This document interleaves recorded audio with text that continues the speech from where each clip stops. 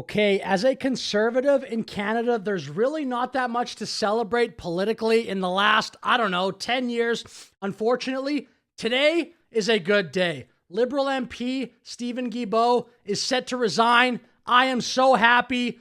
Fuck this guy. We'll take a look at this clip, plus some other stuff, some lowlights of Guibeault's terrible, awful, disgusting career in politics. Again, fuck that guy.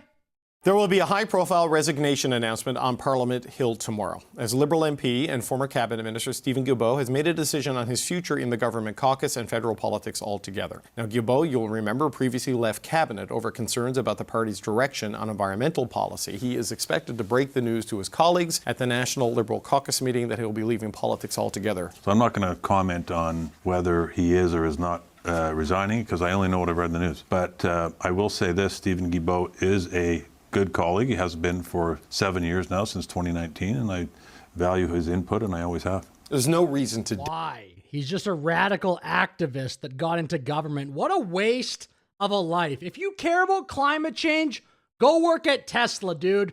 Go start a company if you're smart enough. Don't get into government and then just bully, especially Alberta, a bunch on how to live their life.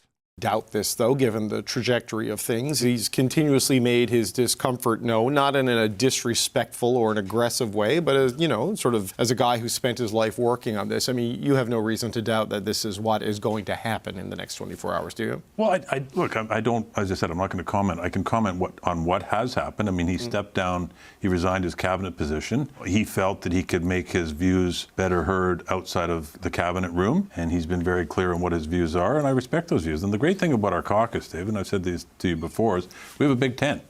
And people try to make something of different views and say it's dissent. It's not dissent, because disagreement is not dissent. We have 173 MPs now, wide-ranging views from different parts of the country, and that's what makes the caucus so effective, in my opinion, because you put all those views together, you come to an agreement, and you come on a caucus united, and that's the way we've always done it. Again, I'm going to celebrate this idiot getting out of politics. What a bad take machine Stephen Guibeault is.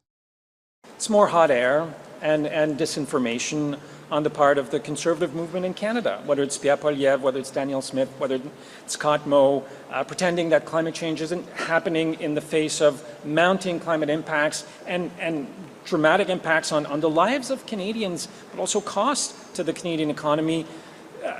They will continue doing stupid things, and we will continue focusing on helping Canadians to create a stupid things.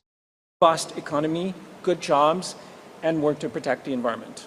You just said, and we're supposed to pretend that this is not a radical left-wing lunatic. This guy, again, he shouldn't be in politics.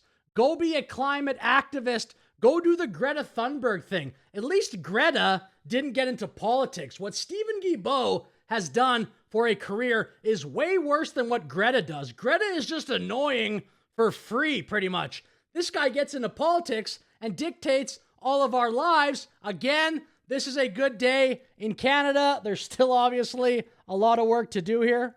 Daniel Smith and Scott Moe do, quote, stupid things, unquote. How confident are you that you can get Alberta and Saskatchewan to comply with these regulations, given that you just called them stupid?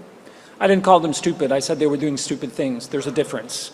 And he's an asshole to the interviewer who asked a legitimate question. Scumbag alert. Number one. And number two, I mean, it's not optional to comply with federal regulations. And it's not the provinces that will have to comply. It's the companies in those provinces that will have to comply. You just said industry doesn't like regulations and that you've had some difficulty in the past. How confident are you that you can enforce these regulations and make sure that they comply? Well, if facing difficulties was a criteria not to do something in our business, I don't know what we would do. Probably not a whole lot.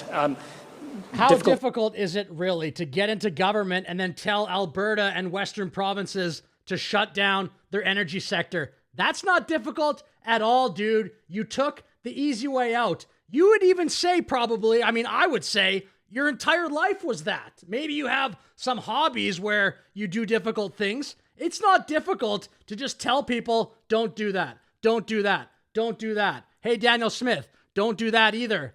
That is not difficult, dude. Spare me. Things are difficult, and fighting climate change is difficult, and it takes political courage. And I'm proud to be part of a group of people who believe strongly that we need to do that for the future of our kids and grandkids, for the future of jobs, for the future of the economy. This is the right thing to do. In Ottawa, Minister Guibeault said, let me pull up the quote, speaking about your government, they will continue doing stupid things and we will continue doing things to help Canadians. What is your response? Absolutely not. He is not helping Canadians. He is harming Canadians. 150,000 job losses, the loss of production, which means the loss of revenue, not only for us, but for the rest of the country. And we can pay doctors with that. We can pay nurses. We can fund all of our social programs, which are so bloated. Oh my gosh, man. I think a lot of left-wing Canadians don't even know what economic growth does for a country. It helps, okay? An increase in cost on every family's budget to the tune of $419 per month each and every month. This is not responsible policy. This is a vendetta. Like, he has a deranged vendetta against Alberta. It's very obvious. We've been watching it for some time. He's trying to find a way to get around what the Constitution says.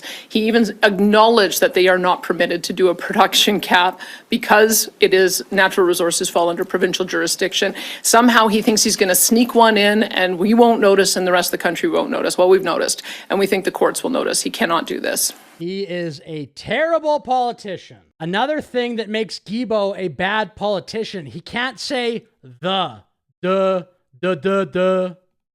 Hey folks, great news today as Finance Canada released the updated rebates for carbon pricing for the year to come. The average family of four will receive in Ontario $745, in Saskatchewan $1,100, in Alberta $1,080, and in Manitoba $832.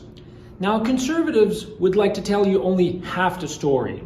The reality is that the gas price increase that we're seeing has nothing to do with carbon pricing and everything to do with the war in Ukraine and provincial taxes. They don't tell you that 8 out of 10 everything. Households in Canada are better off with the application of carbon pricing than without. The carbon tax was, it continues to be today, a stupid policy. Listen to American politicians. Even the left-wing politicians, they don't talk about climate change anymore. It's very rare. Maybe like the Bernie Sanders AOC wing, but the dominant view in America, it's not on carbon tax. It's not on restrictions on emissions. It's just on oil, energy sector. The attitude in America is, how do we get our product to market? How do we sell more oil? Here it's, let's make 5 million hoops that the energy sector has to jump through in order to get our product to market. It's ridiculous. Anyway, with that said, I'll finish the video because bottom line, I'm happy, okay? I'm going to celebrate Stephen Guibeault getting out of politics. I know there's a million things to complain about in Canada, but at least for today, in this moment, I'm happy. With that said, thanks for watching. Like and subscribe. Have a great day.